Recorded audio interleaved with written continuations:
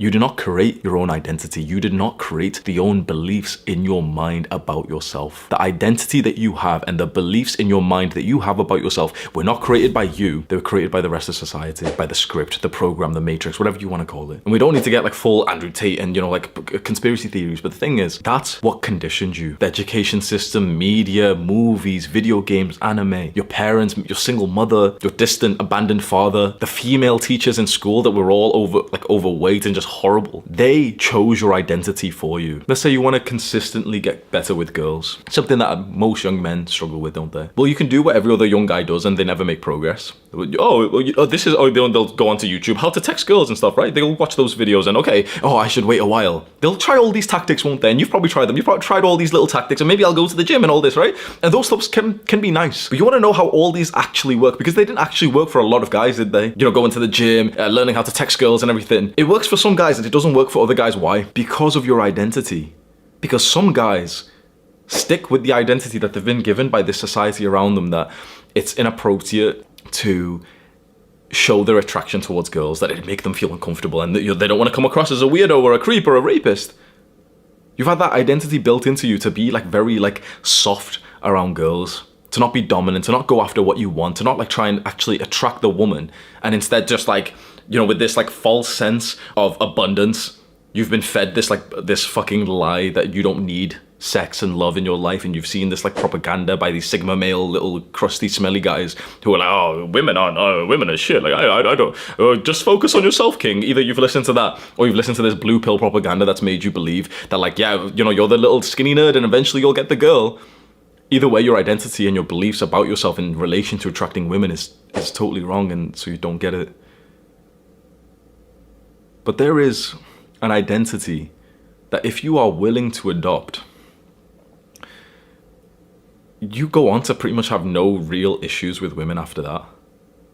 In fact, there is an identity that will lead to almost no issues with women, apart from one, which you may not believe, which sounds really arrogant. The one issue that you'll have with women is that you'll get too many women that it'll actually become a problem, and then you'll start to realize that sex and this quick sort of hedonistic relationship was never actually what you desired in the first place. You will literally get to the point, if you adopt the right identity, which I'm about to tell you, you will literally get to the point where you'll have so many girls that you'll literally feel bad about fucking so many girls just because it starts to destroy your soul. Imagine that being the problem that you experience, that you're having too much sex. What kind of guy has too much sex? It's not the guy who just, how fast should I reply to a text messages? Okay, I'll go to the gym. Okay, I'll go to the gym. It's the guy who changes his identity to be desirable to girls. It's the guy who changes his identity from being just a normal guy who's kind of invisible to girls, who maybe get some level of attraction, to suddenly starting to think that he is the alpha male.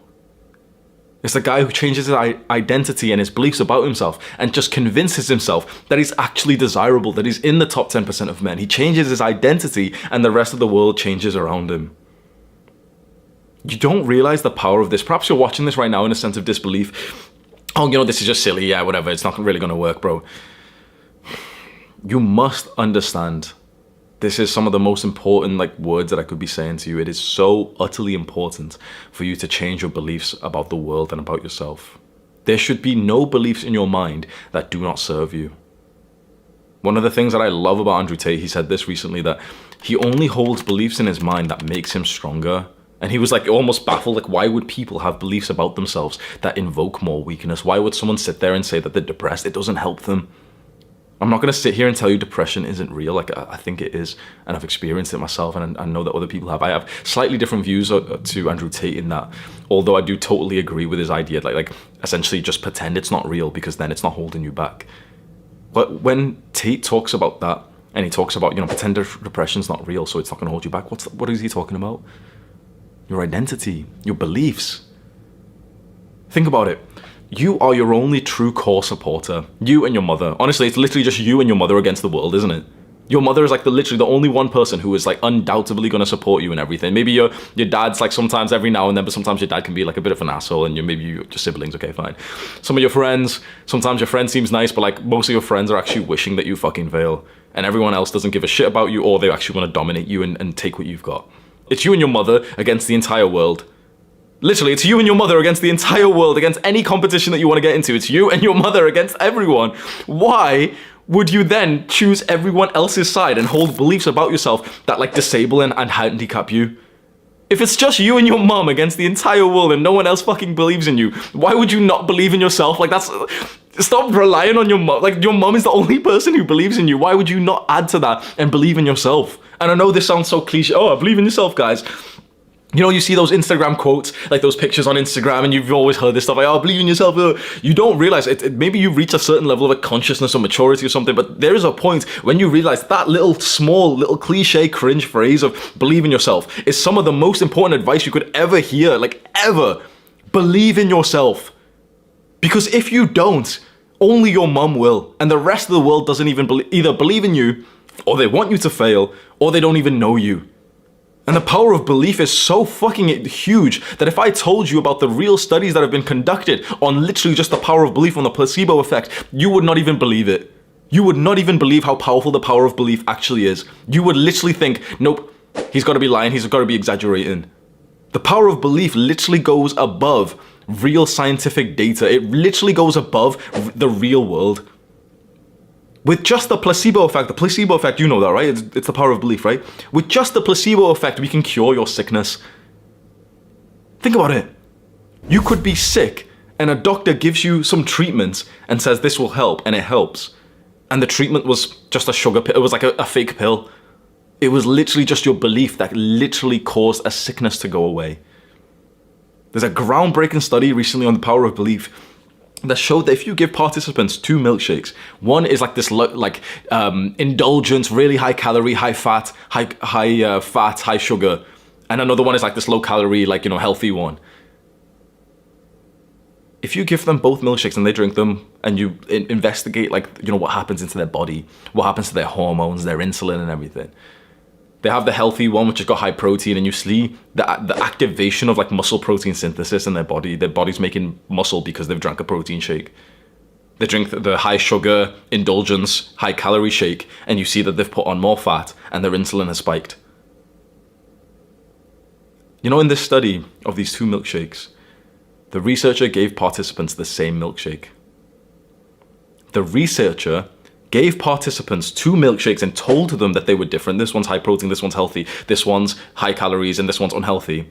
And when the participant drank the milkshake, that's exactly what happened in their body. The low calorie one affected their body in that way. The high calorie, high sugar one affected their body in that way.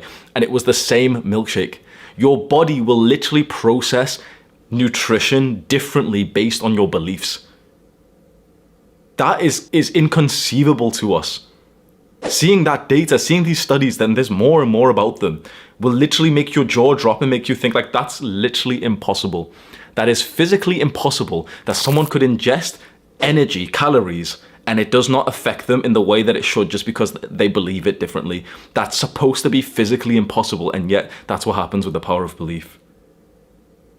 If your body, through the power of belief, can literally negate calories and insulin and everything. If your body can literally change the nutrition of something that you eat through just the power of belief, are you telling me that with the power of belief you wouldn't be able to just be a little bit more productive? That you wouldn't be able to just eat cleaner if you just convince yourself, yep, I'm an athlete, I don't eat that shit anymore, I'm an athlete now. Yep, I'm productive, I don't procrastinate anymore, procrastinating's for Jeffries, I'm not a Jeffrey, I'm Adonis. You don't realize how powerful the power of belief actually is. There was another study.